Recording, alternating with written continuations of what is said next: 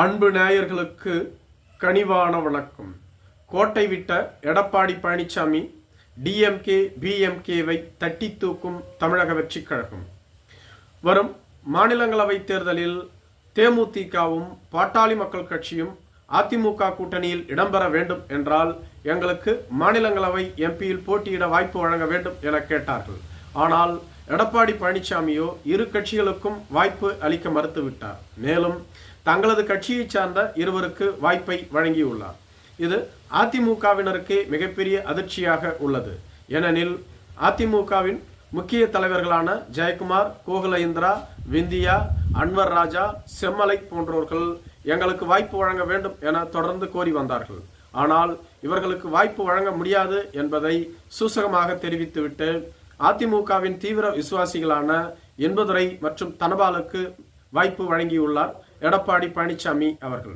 இதனால் கூட்டணியில் இருக்கக்கூடிய தேமுதிக மற்றும் பாட்டாளி மக்கள் கட்சி என்ற இரு கட்சிகளுமே அதிமுகவோடு கூட்டணி அமைக்குமா என்பது மிகப்பெரிய கேள்விக்குறியாகத்தான் உள்ளது. ஏனெனில் தேமுதிகவிற்கு 18வது மக்களவை தேர்தலின் பொழுது ஒரு மாநிலங்களவை எம்பி சீட் தருவதாக வாக்குறுதி அளித்திருந்தார்கள். அதை ஒதுக்க வேண்டியது அதிமுகவின் கடமை என அக்கட்சியின் பொதுச் செயலாளர் பிரேமலதா விஜயகாந்த் அவர்கள் கூறியிருந்தார். இது தொடர்பாக அக்கட்சியின் பொருளாளர் சுதீஷ் அவர்கள் எடப்பாடி பழனிசாமியை நேரில் சந்தித்து வலியுறுத்தி இருந்தார்.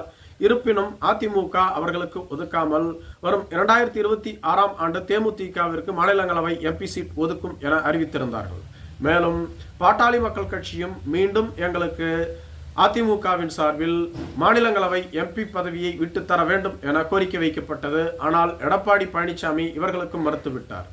ஒரு கட்சிக்கு கொடுத்து மற்றொரு கட்சிக்கு கொடுக்காமல் விட்டுவிட்டால் இது கூட்டணிக்குள் மிகப்பெரிய குழப்பத்தை ஏற்படுத்தும்.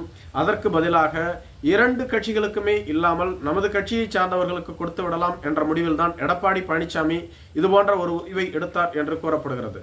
மேலும் அதிமுக தரப்போ எடப்பாடி பழனிசாமி மிகப்பெரிய ராஜதந்திரி என்பதை நிரூபித்துவிட்டார்.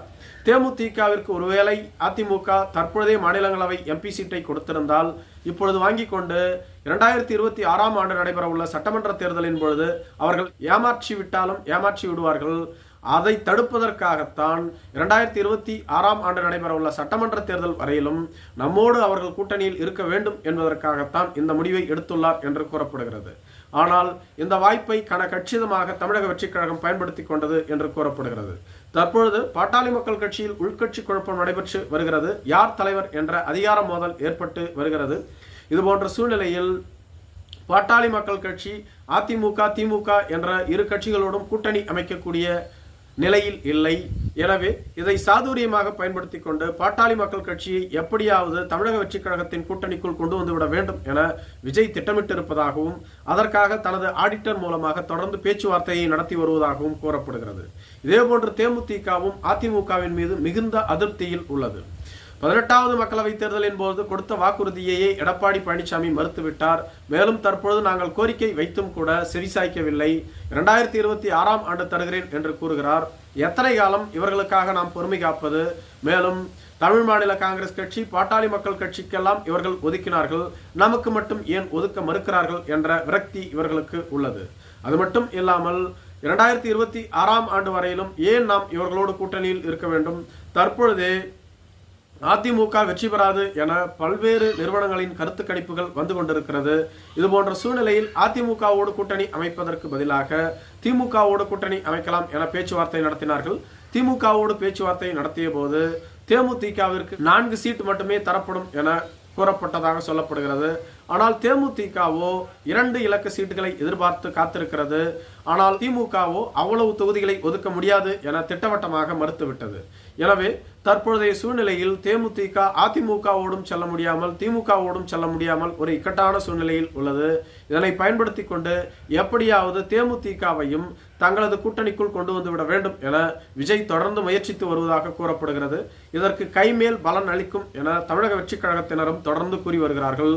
ஒருவேளை பாட்டாளி மக்கள் கட்சி மற்றும் தேமுதிக விஜயோடு கூட்டணி அமைத்துவிட்டால் விஜயின் செல்வாக்கு மேலும் உயரும், இவர்களது வாக்கு வங்கியும் அதிகரிக்கும்.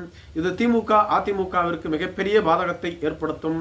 தமிழக வெற்றிக் கழகத்தோடு யாரும் கூட்டணி அமைத்துவிடக் கூடாது என்பதில் பாரதிய ஜனதா கட்சியும் திமுகவும் மிக சிறப்பாக செயல்பட்டு வருகிறார்கள். நன்றி.